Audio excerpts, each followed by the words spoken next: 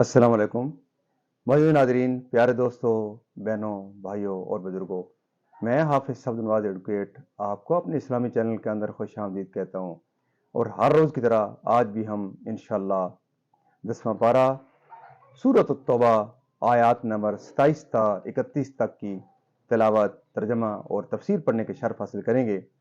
تلاوت شروع کرنے سے پہلے ہم درود شریف پڑھتے ہیں، آپ میرے ساتھ پڑھیں۔ اللهم صل على محمد وعلى ال محمد كما صليت على ابراهيم وعلى ال ابراهيم انك حميد مجيد. اللهم بارك على محمد وعلى ال محمد كما باركت على ابراهيم وعلى ال ابراهيم انك حميد مجيد. اما بعد فاعوذ باللہ من الشیطان الرجیم، بسم اللہ الرحمن الرحیم۔ یا ایہا الذین آمنوا انما المشرکون نجس فلا یقربوا المسجد الحرام بعد عامهم ھذا وَإِنْ خِفْتُمْ عَيْلَةً فَسَوْفَ يُغْنِيكُمُ اللَّهُ مِنْ فَضْلِهِ إِنْ شَاءَ إِنَّ اللَّهَ عَلِيمٌ حَكِيمٌ۔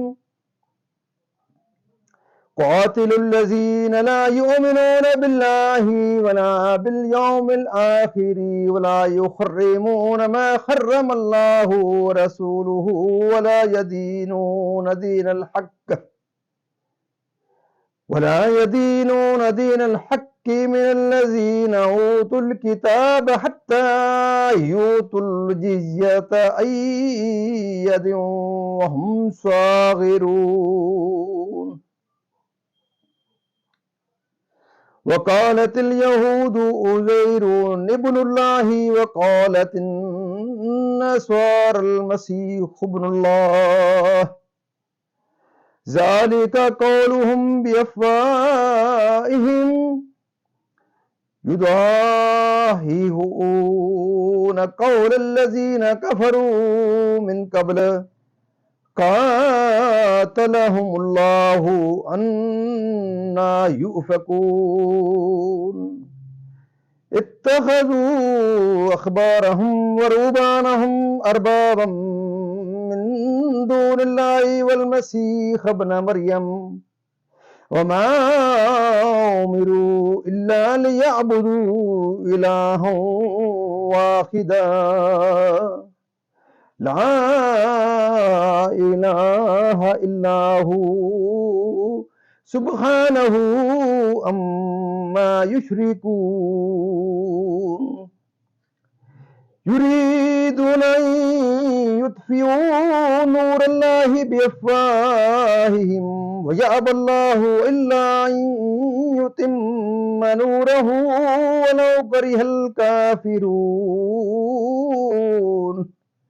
صدق اللہ العظیم۔ ترجمہ۔ اے ایمان والو، مشرک نرے ناپاک ہیں تو اس برس کے بعد وہ مسجد حرام کے پاس نہ آنے پائیں، اور اگر تمہیں محتاجی کا ڈر ہے تو ان قریب اللہ تمہیں دولت مند کر دے گا اپنے فضل سے اگر چاہے، بے شک اللہ علم و حکمت والا ہے۔ لڑو ان سے جو ایمان نہیں لاتے اللہ پر اور قیامت پر، اور حرام نہیں جانتے اس چیز کو جس کو حرام کیا اللہ اور اس کے رسول نے، اور سچے دین کے تابع نہیں ہوتے، یعنی وہ جو کتاب دیے گئے، جب تک اپنے ہاتھ سے جزیہ نہ دیں ذلیل ہو کر۔ اور یہودی بولے عزیر اللہ کا بیٹا ہے، اور نصرانی بولے مسیح اللہ کا بیٹا ہے، یہ باتیں وہ اپنے منہ سے بکتے ہیں، اگلے کافروں کی سی بات بناتے ہیں۔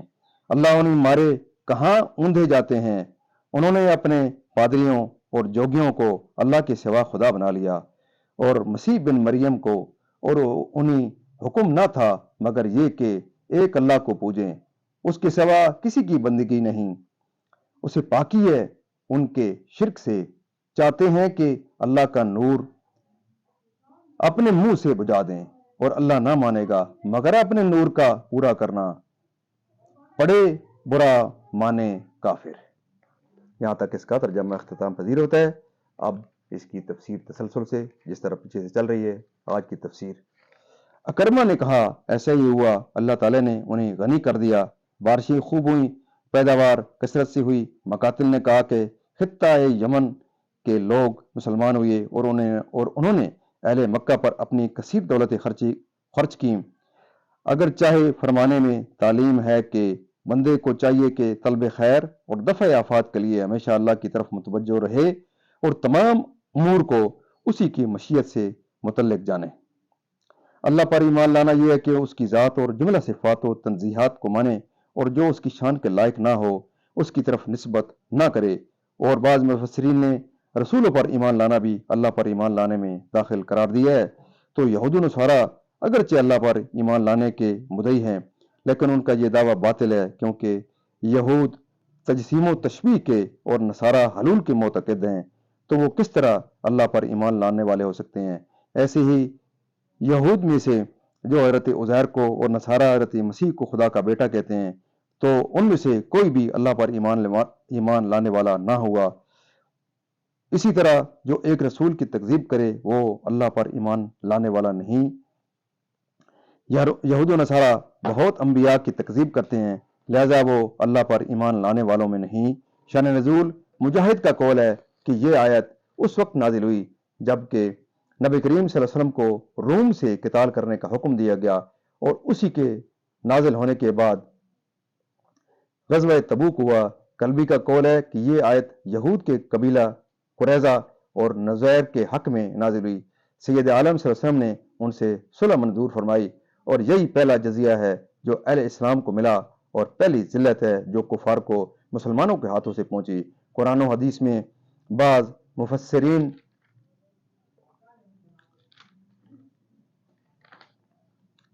کا قول ہے کہ معنی یہ ہے کہ توریت و انجیل کے مطابق عمل نہیں کرتے، ان کی تعریف کرتے ہیں اور احکام اپنے دل سے گھڑتے ہیں۔ اسلام دین الہی معاہدہ اہل کتاب سے جو خراج لیا جاتا ہے اس کا نام جزیہ ہے۔ مسائل: یہ جزیہ نقد لیا جاتا ہے، اس میں ادھار نہیں۔ مسئلہ: جزیہ دینے والے کو خود حاضر ہو کر دینا چاہیے۔ مسئلہ: پیادہ پا لے کر حاضر ہو کھڑے ہو کر پیش کرے۔ مسئلہ: قبول جزیہ میں ترک و ہند وغیرہ اہل کتاب کے ساتھ ملک ہیں سوا مشرکین عرب کے، کہ ان سے جزیہ قبول نہیں۔ مسئلہ: اسلام لانے سے جزیہ ساقط ہو جاتا ہے۔ حکمت جزیہ مقرر کرنے کی یہ ہے کہ کفار کو مہلت دی جائے کہ تاکہ وہ اسلام کے محاسن اور دلائل کی قوت دیکھیں اور کتب قدیمہ میں سید عالم صلی اللہ علیہ وسلم کی خبر اور حضور کی نعت و صفت دیکھ کر مشرف با اسلام ہونے کا موقع پائیں۔ اہل کتاب کی بے دینی کا جو اوپر ذکر فرمایا گیا ہے یہ اس کی تفصیل ہے کہ وہ اللہ کی جناب میں ایسے فاسد اعتقاد رکھتے ہیں اور مخلوق کو اللہ کا بیٹا بنا کر پوجتے ہیں۔ شان نزول: